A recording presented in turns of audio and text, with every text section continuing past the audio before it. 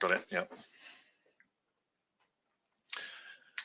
Okay, so my name is Daniel Thompson, and for the last 3 months, I have been running an ARM64 workstation for all of my daily work at Linaro. And my colleague, Ilias for the last 3 months, has been running exactly the same ARM64 workstation built around an NXP networking chip for his daily driver. And we've joined you today to tell you some of the things we've learned. So first off, talking about the hardware, the central device is an NXP LX2 system on chip. It has got some quite powerful networking capabilities. It's not purely for networking, but you'll see in the bottom middle that we've got things running up to 100 gigabits Ethernet. Now, personally, there is nothing in my house I could plug even 10 gigabit Ethernet into. So I'm more or less completely uninterested in the networking features of this chip. What attracted me to it is the enormous pool of Cortex A72s at the top. There are 16 A72s. There are 2 DDR controllers on the right, which allows us to attach massive amounts of RAM to this thing. I'm running with 32, but it supports up to 64. And in the bottom right-hand corner, you can see lots and lots of industry standard protocol connectors, lots of PCIe and lots of SATA.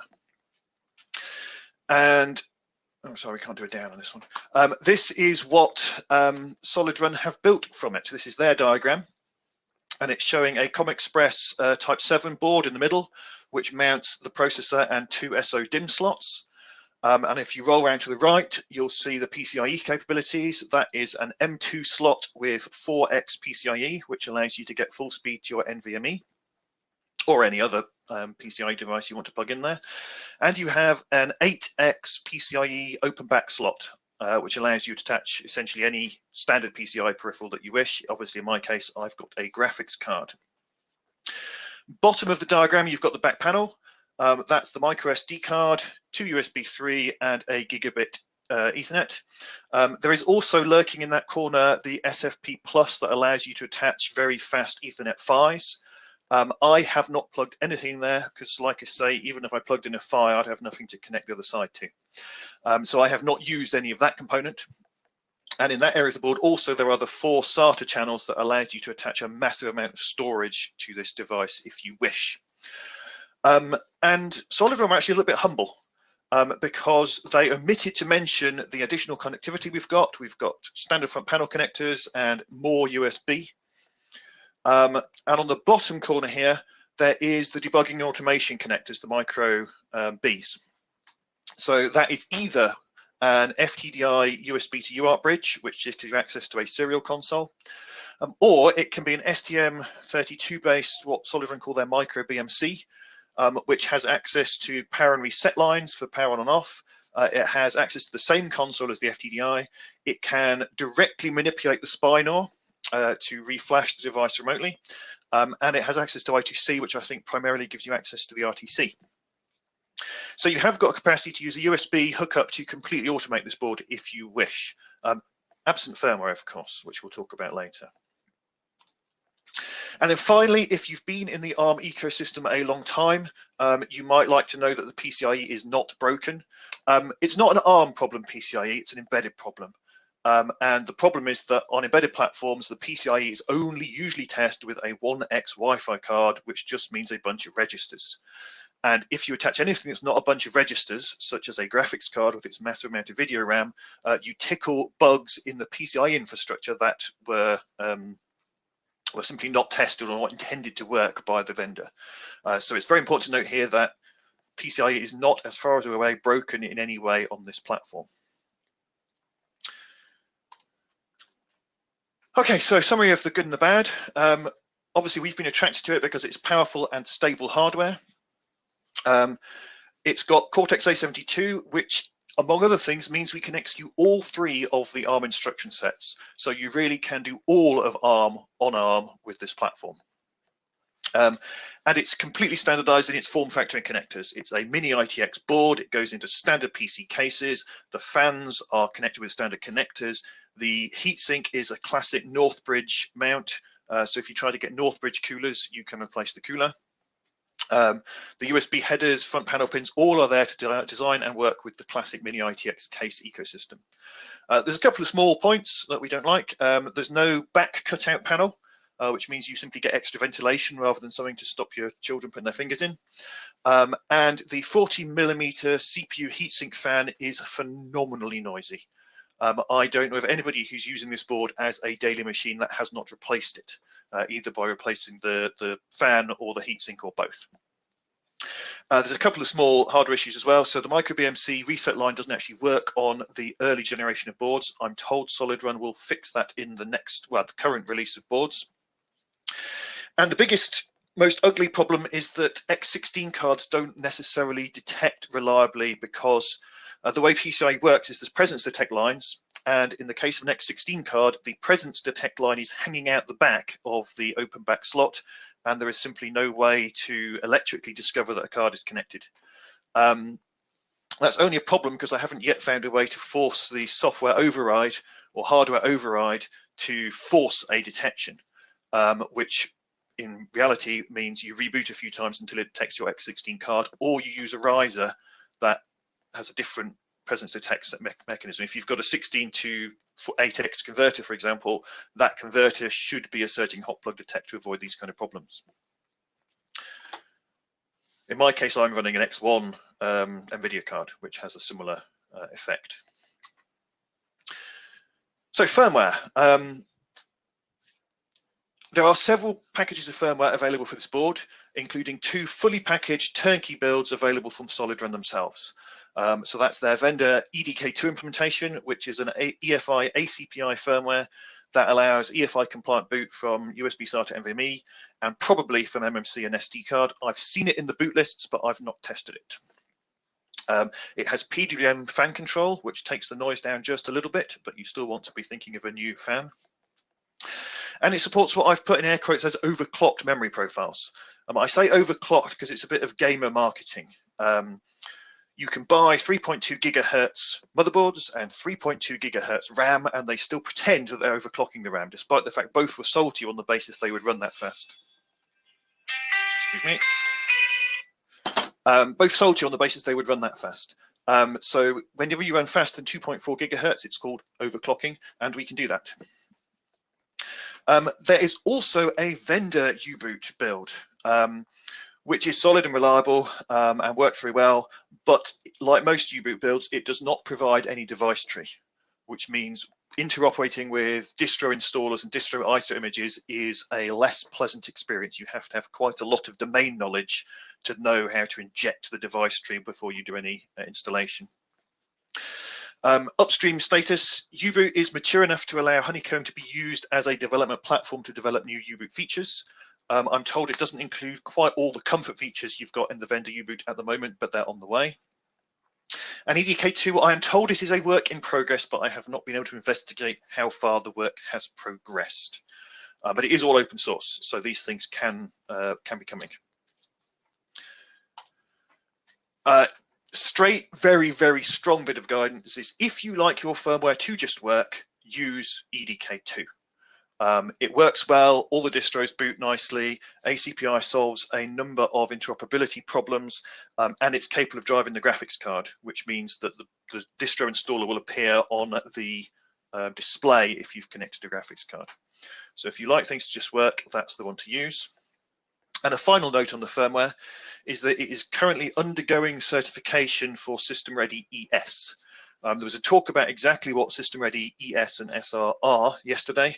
But essentially what that means is the target is for the Honeycomb to be SBBR compliant. It will not be SPSA compliant, but it will be SBBR compliant. That's what they're shooting for. And if you want to know more about that, have a look at the talk yesterday from Sama and Dong, from whom I stole, with permission, these slides on the right. So moving from the firmware, we can talk about the kernel. I'm going to talk about the device tree kernel first, the one that you would use with U-boot. And it benefits enormously from the very significant upstreaming work that's been undertaken by both NXP and Solidrun and community members such as Russell King. And what that means at the end of this is that as of 5.11, all the pieces of hardware on the board that I care about are working. And like I said, the only thing I don't care about is the SFP Plus connectors. I will concede that we haven't tested suspend, resume, and power management, or even explored it very much at all. But feature-wise, you have all the board features available to you in the upstream kernel today. And that means also that support is starting to flow into distros. So as a simple example, the Debian Bullseye builds are currently based on 5.10, and I think they're likely to go gold with 5.10. That will have support for everything except gigabit Ethernet. And I'm currently talking to you on a board with a USB 3 Ethernet out the back. And I'm talking to you on the workstation itself. The situation for ACPI is in some ways very similar, but for different reasons. And the reason is that if you are working with peripherals that have a mature ACPI model, then the peripherals will just work. So PCIe, USB SATA, UART, EFI frame buffer are all going to just work, including in old distros, because of that mature ACPI model. So what that means is you could take CentOS 8, which is based around 4.18, or Debian Buster, which is based around 4.19, and they will boot and run, and they will have support for all of those things I've listed, which notably does not include the networking. So just as you would with Debian Bullseye and Device Tree, you have to have a USB 3 adapter out the back. That is going to change. So for the SOC peripherals, the things that don't have mature ACPI models, there's a work in progress. This also benefits enormously from the upstreaming work being undertaken by silicon board vendors in the community. Just to give you an example of where we're sitting at the moment, Solidrun has published an upstream-ish 5.10 kernel that contains 44 patches on top of 5.10. That enables SD card, eMMC, gigabit Ethernet, and I suspect also the SPF Plus. And to show progress, I rebased that on 512 RC3, and the patch count dropped to 33. Of those 33 patches, I have personally seen at least half already posted or reposted during the 5.13 cycle. So I am personally hoping that come 5.13, maybe 5.14, network will come alive, I can connect that USB 3 networking connector. Because I'd like to run distro kernels, I'd like to run upstream kernels. So finally, the bit that I'm going to tell you about is living the ARM on ARM dream, what it's like to work in the ARM ecosystem and run ARM ecosystem products every day. And first off, I would like to address something of an elephant in the room, which is that ARM is already back on the desktop. What you can see on the bottom of the screen here is an Apple product, a Microsoft Windows product, and a Chrome product. And while the latter two are laptops, they are chasing desktop use cases. So we're already in the case where ARM has returned to the desktop across a broad spectrum of devices and a broad spectrum of ecosystems. The key thing we don't have at the moment is a very large, vibrant GNU Linux ecosystem. So that's what I'm talking about when I talk about living the dream. And it is gloriously, triumphantly, fantastically boring. And what that means, roughly speaking, is we're done. I think this could be the last time anybody manages to sneak onto a conference agenda simply by taking an ARM workstation and using it as a daily driver. It's not going to be interesting for very much longer. And to give you a clear example, I had to send a bug report, well, I had to send a tested by to the kernel mailing list. And I was halfway through typing, oh, my system is fairly boring. It's a very normal collection of software and hardware. And then I realized that while the graphics card is just a GT710, I'm running ARM64. And I'd forgotten I was about to send a test device to the mailing list and neglect to mention that I'm on this exotic hardware. That's how boring it can be day to day. And that's due to a lot of ecosystem progress. Some of the ones that I'll call out that I particularly think is important. One is simply hardware. Hardware that is fast enough. 16 by 2 gigahertz Cortex A72 is a significant step forward in cheap available compute power. This board's about $750, in case you wonder. Ecosystem-wise, we no longer see mobile websites just because we're running ARM. So various of the places that used to auto-detect you were running on ARM and give you a mobile site have stopped doing that. You can build open embedded projects very comprehensively now. Open embedded has worked on ARM for a long time, but unfortunately it was not able to bootstrap Go. And Go is penetrating further and further into the open source system. There are far more components written in Go, and since GatesGuard, you'll be able to build those for Open Embedded as well. And while binaries, as we're about to discover, are the last frontier, there are many, many more projects shipping binaries for ARM64 today. And that also includes ARM themselves. So for a long time, ARM's own compiler products for ARM64 and ARM could not run on ARM64 platforms. They have addressed that now. So in many ways, it's boring. Couple of rough edges. The first one is no Widevine, and that's not because I spend all day watching Amazon Prime movies. It's mostly so I could stream audio, to be honest.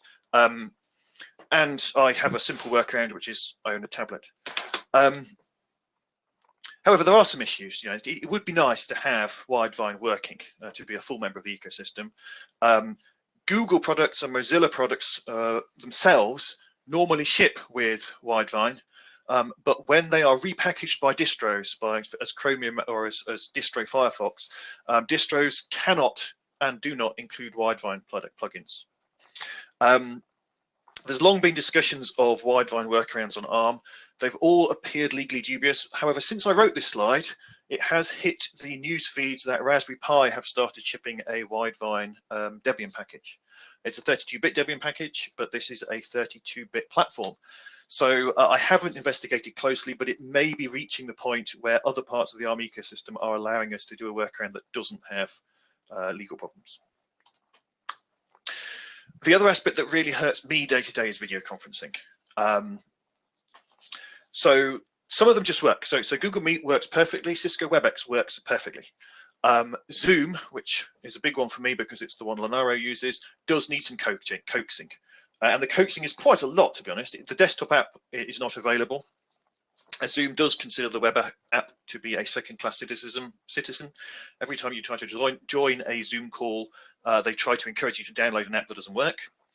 And it's also rather fiddly to run. It doesn't run in Firefox, and even to run it in Chromium, I was having to do a number of workarounds, such as go and grub through the settings to force the GPU to deploy.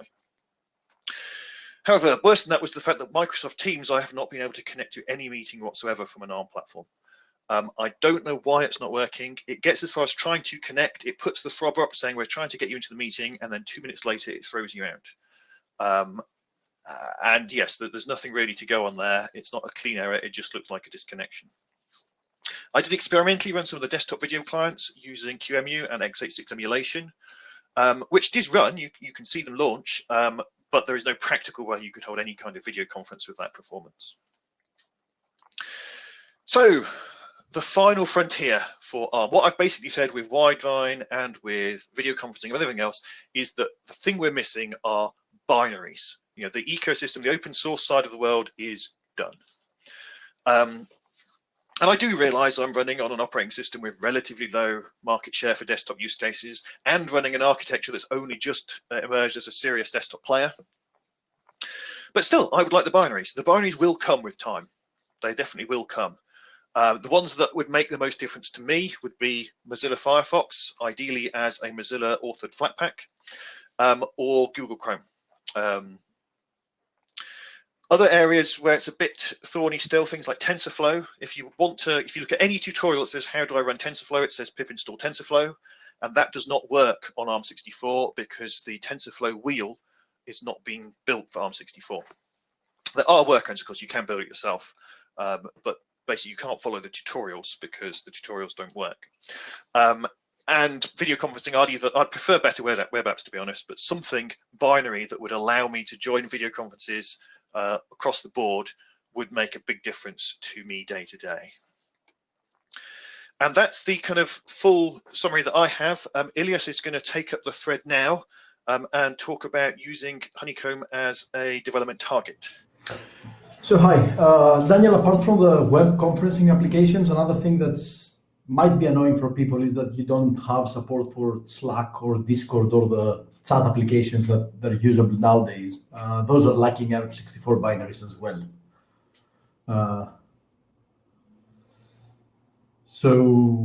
Can you move to the next slide? All right. So what we're trying to say here is that it's more than just a desktop. I'm usually working on kernel development and on U-boot development on the EFI part, and I'm actually using the platform for 3 months now. And I've completely switched all of my workflow from an x86 to an ARM64. Can you move to the next slide?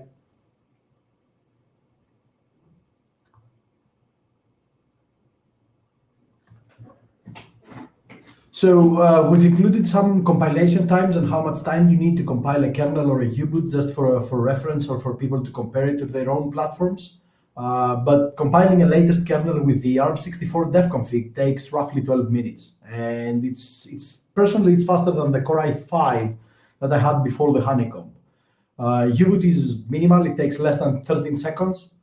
And we think it's faster than most laptops that you can get nowadays, at least if you get a 4-core one. If you have a build server or laptops with extreme core counts, then the box is going to be slower, but that means the box is very usable as a day-to-day ARM development platform.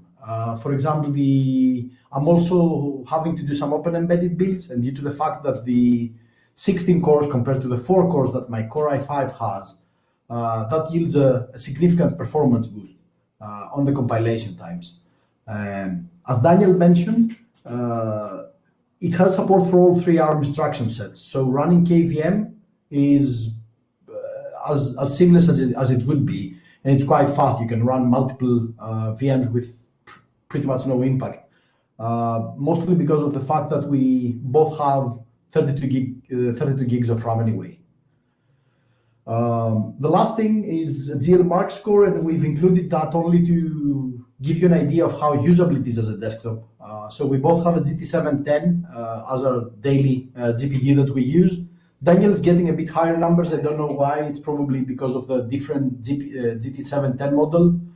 I did try an AMD R9, which had substantially better results, but I got bitten by the hardware issue Daniel mentioned on the beginning of the presentation. So the card wasn't detected reliably. I had to reboot. Sometimes I had to reboot 2 or 3 times to get it to detect. So I just switched over to the GT710. Next slide, Daniel. So what's been going on in U-boot on this platform? As Daniel said, if you want a desktop experience, an everyday desktop experience, just go ahead and install EDK2. You'll be able to install your platforms, everything will, your distros, everything will pretty much work. In fact, there's a presentation and a YouTube video from a Linaro employee installing Windows using EDK2. So EDK2 is pretty complete, and since we wrote the presentation, Solidrun has published binaries for EDK2 you can pick up and flash instead of going through the compilation process yourself. But I was mostly interested in U-boot. So U-boot was very well behaved on the board. So I pretty much installed my distro. I am using Debian, and I pretty much installed Debian using U-boot. I didn't have to do anything. There's one minor problem at the moment in U-boot. Set variable is not supported. So the whole installer runs, the operating system works correctly, everything works, the LVFS works, your encryption on the drive works, but the boot variable you need to boot up the system after the installation ends is not working. So I had to set that manually, but that's pretty much the only thing I did. Another thing that works very well on U-boot is secure boot, and the secure EFI variables in a manner that it's all EFI compliant. So the board has a secure I2C EEPROM or an RPMB with an eMMC that you can use to store the variables, and all of those are protected from the user access. So the I2C is not visible from Linux, and you can change or tamper with the variables. Another target we're testing on is the capsule updates on U-boot, which recently got merged, and those seem to be working as well. So you can perform a firmware update without having to either write the spine or that the firmware leaves, or the eMMC card, depending on what you've selected. And there's support for the EFI TCG protocol as well in U-boot. So if you compile a firmware TPM, or if you have some kind of hardware TPM, you can do a boot attestation, exactly how the EFI spec describes it. And again, the runtime variables are working. Set variable is not, the runtime set variable is not, but that's a problem we're working on. One thing you get if you run U-boot instead of EDK2 is that you can have both your EFI secure boot and secure variables working and an opt-E. The way EDK2 works and the way the secure variables work in EDK2 prohibit you from running variables in conjunction with opt-E. U-boot can do that right now, and it presents a number of interesting use cases for the future. Daniel, I think that's the last one. It's back to you for the console. Yep. So last thing we wanted to mention, one too far, is bringing the micro BMC alive. So we have started a tiny firmware that basically at the moment can just poke the reset lines, reset power lines. I hope shortly to get it enabled for the UART as well. But if you're interested, you can find it here. And I'd really like to do this because the STM32 F40 is actually cheaper than the FGDI that people put on a lot of places. So I'd really like to see a decent micro BMC firmware so we can have more powerful board automation built into things. And it just happened that Honeycomb was the first platform that I was able to buy to do it. I do actually have a modified STM32F04 in a lab box somewhere that was hacked up for me to develop the firmware, but to have it working here was perfect. And that's it, apart from the comments. I've seen plenty of comments. Biggest one has been about that X16 slot and presence detect. I believe the presence detect lines float. So what happens is sometimes it detects, sometimes it doesn't, and on some boards it never has problems. But we've seen it across multiple boards. I've seen it on the UEFI firmware and the U-Group firmware. And I haven't been able to find anything in the schematics that would solve it other than sticking a blob of solder over the back of the USB connector, the back of the PCI connector. So I would like to investigate that one further, to be honest. But like I say, to get day-to-day work done, I've used hardware that forces the presence detect to work reliably every time. How many for time? You've got about 3 minutes. Oh, excellent. That's better than hoped. So I'm just looking back through the chat to see if there's anything else I've missed.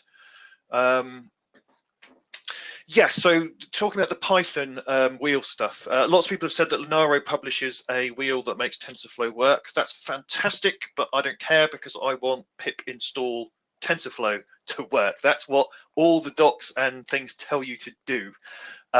So yes, I know I can. I think back 2017, I had to rebuild it by hand. Now you can find a binary that's not available in pip under the standard naming. And it's not just TensorFlow. TensorFlow is just an example. This does pervade, particularly the Python ecosystem.